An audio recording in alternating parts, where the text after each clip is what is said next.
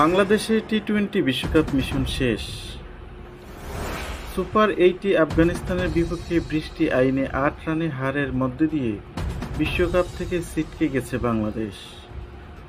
তবে দ্বিতীয়বারের মতো টি-20 বিশ্বকাপের সুপার 8 খেলে বাংলাদেশ আর্থিকভাবে বেশ লাভবান হচ্ছে। প্রাইজ মানি হিসেবে মোটা অঙ্কের অর্থ পাচ্ছে বাংলাদেশ দল।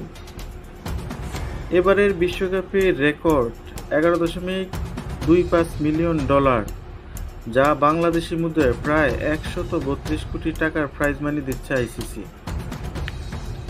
টুর্নামেন্টে সুপার 8-এ জায়গা করে নেওয়া প্রতিটি দল ন্যূনতম $৩,৮২,৫০০, যা বাংলাদেশি মুদ্রায় ৪,৪৯,২৬,০০০ টাকারও বেশি প্রাইজ মানি পাচ্ছে।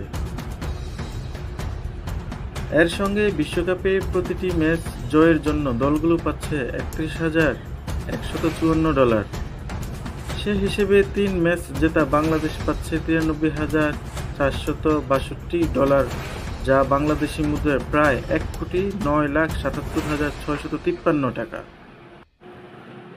গ্রুপ পর্বে 3 ম্যাচ জয় এবং সুপার 8-এ ওঠার প্রাইজ মানি হিসেবে বাংলাদেশের পকেটে ঢুকেছে প্রায় $৪,৭৫,৯৬২, যা বাংলাদেশি মুদ্রায় ৫,৫৯,০০,০০০ টাকারও বেশি।